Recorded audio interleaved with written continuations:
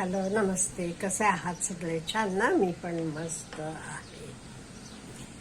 काल का नाही, एक मुलगी विचारतीये मला, मॅडम, एका शेतकरी मुलाचं स्थळ आलेलं आहे, काय लग्न करू का? मग तिच्याशी माझं बोलणं झालं बरं. मग मला वाटलं हे आपण आपल्याशी पण शेअर करूया. अहो, शेती आपलं भविष्य आहे, त्यामुळे शेतकरी मुलांना नाही म्हणू नका. हो, आता तुम्ही म्हणाल, कशाला हो, शेतात अमुक कामं करत. हल्ली मुलींना का शेतकरी नवरा नको आहे? त्यांना वाटते सिटीत राहणं म्हणजे छान, आपल्याला इकडे तिकडे हॉटेलिंग, सिनेमा, अमुक सगळं हिंडायला फिरायला भेटते, असं बऱ्याच जणांचं. किंवा शेतात गावात म्हणजे काम जास्त पडते, असं त्यांची गैरसमज आहे. अहो, काम हे कुठेही आपल्याला करावं लागते, कोणाला काम करावं लागत नाही. आपल्याला जगायचं आहे, व्यवस्थितपणे आपलं आयुष्य पुढे न्यायचं आहे, तर काम करायलाच पाहिजे. आणि एक मेन मी तुम्हाला सांगू का? अहो, आपण शेतात गेलो की किंवा गावाकडे शुद्ध हवा मिळते, शुद्ध पाणी मिळते, आणि अगदी छान ताजी काय म्हणू, फळं म्हणा, भाजी म्हणा, सगळं मिळते. हे सगळ्याचा तुम्ही हिशोब केला तर आपल्याला कुठे जास्त श्रीमंती आहे हे जरा विचार करा. फक्त आपल्याला माइंडसेट पाहिजे. त्यामुळे फक्त शेतकरी म्हणून नको म्हणायचं किंवा हो म्हणायचं असं नाहीये.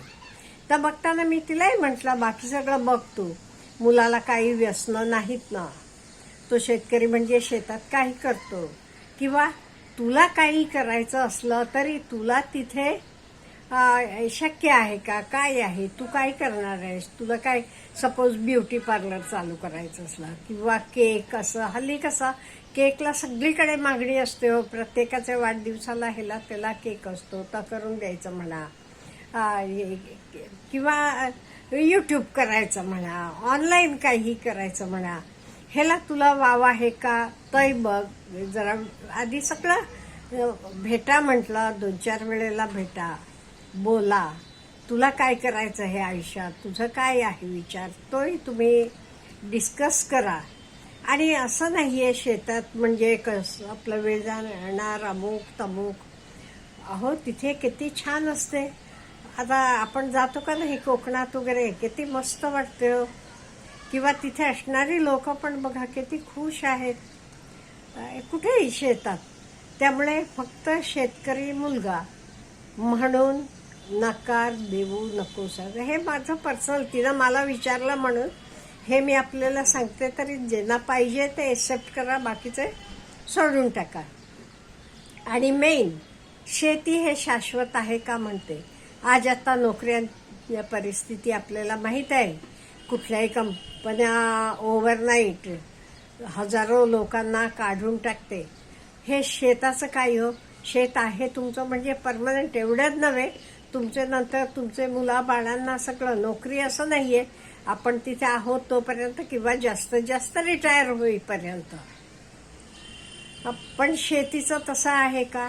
नाहीये. शेती कायमस्वरूपी तुमची, आणि ती तुमचेच मालकीची असते, तुमचे नंतर तुमची मुलं बाळं त्यांचं असं. आणि एक लक्षात घ्या, हे बघा, आपलं पॉप्युलेशन वाढत चालले, पण आपली शेती म्हणा, जमीन म्हणा, ही वाढणार आहे का? नाही. उलट घरं बांधली जातात, त्यामुळे नॉन ॲग्रिकल्चरल लँड होते, त्यामुळे ॲग्रिकल्चरल लँड कमी होत जाते. त्यामुळे डिमांड कशाला असणार? डिमांड ही कायम शेतीला असणार आहे. आणि हल्ली शेती करत असाल तरी, किंवा गावाकडे घर असलं तरी, पूर्वीसारखं नाही हो. हल्ली सगळ्या सोयी सुविधा आहेत. लाईट आलेली आहे, नळाचं पाणी आहे, घरात गाड्या आहेत, त्यामुळे असं काही फरक पडत नाहीये शेतात म्हणून. उलट शेतात का नाही म्हणजे गावाकडे घर अगदी ऐस पैस मोठी घरं असतात, भरपूर अवतीभोवती तुम्हाला हे असते, झाडं बिडं लावू शकता, तुमच्या आवडीचं काही तिथे करू शकता. तुम्हाला काही प्राण्यांची आवड असली तर करू शकता, बागेची आवड असली तर करू शकता. आणि मेन म्हणजे शुद्ध हवा, पाणी, भाजी सर्व काही मिळते.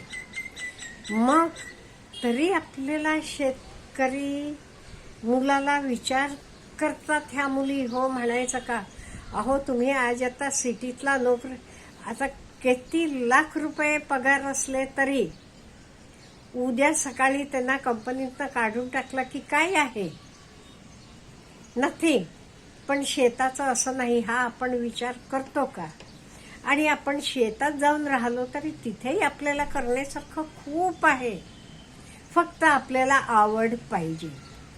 त्यामुळे फक्त शेतकरी आहे तो म्हणून नको म्हणू नका, किंवा हो म्हणता नाही फक्त शेतकरी आहे म्हणून हो म्हणू नका.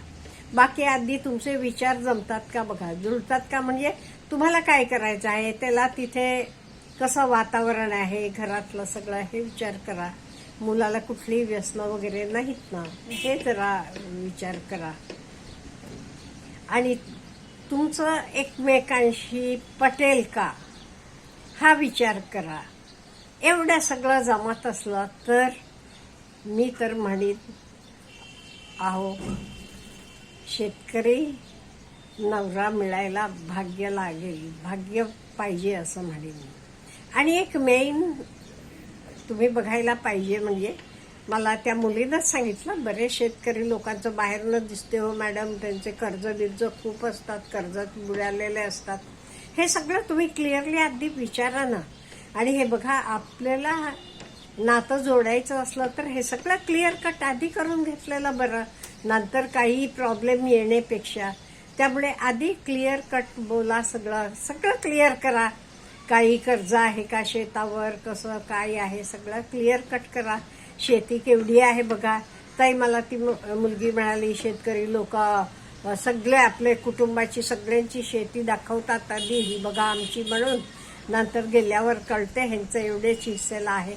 आधी सगळं क्लिअर कट करून घ्या. हे बघा, आधी आपण लग्न ठरवताना आधी व्यवस्थित दोघांही एकमेकांना विचारून घ्या, किंवा घरचेही सुद्धा आईवडिलांनी क्लिअर करून घेतलेलं बरं. आणि करायला पाहिजे का, म्हणजे नंतर प्रॉब्लेम यायला नको.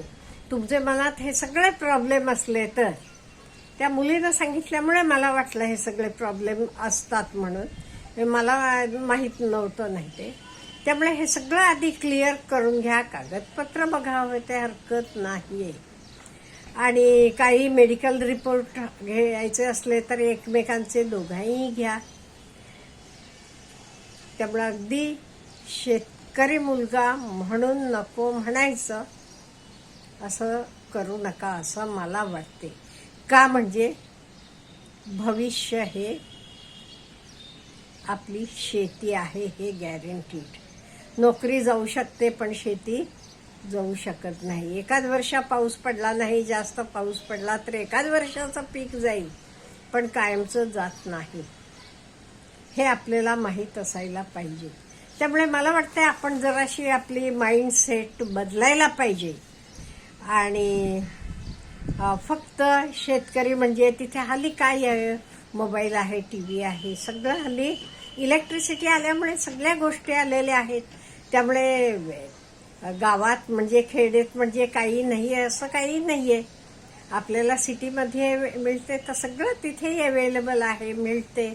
आपण घरात ताजं ताजं करू शकतो. मला तर वाटते फक्त तो शेतकरी आहे, सिटीमध्ये नाही, शेताकडे राहतो म्हणून नको म्हणणं काही बरोबर नाहीये. शेवटी ज्याला राहायचं आहे ते हा विचार करायला पाहिजे. आणि विचार करताना अगदी व्यवस्थितपणे विचार करा. का म्हणजे हल्ली काही फरक नाही. मी म्हटल्यासारखं हे बघा, नळाचं पाणी आहे सगळीकडे, पाण्याचा प्रॉब्लेम नसतो, इलेक्ट्रिसिटी आहे, घरात वाहनं असतात. त्यामुळे सगळं काही सिटीमध्ये आपल्याला अवेलेबल आहे, तर सगळं खेड्यात पण अवेलेबल आहे. आपल्याला काय म्हणायचं आहे ह्याच्याबद्दल? Let me know. Have a good day.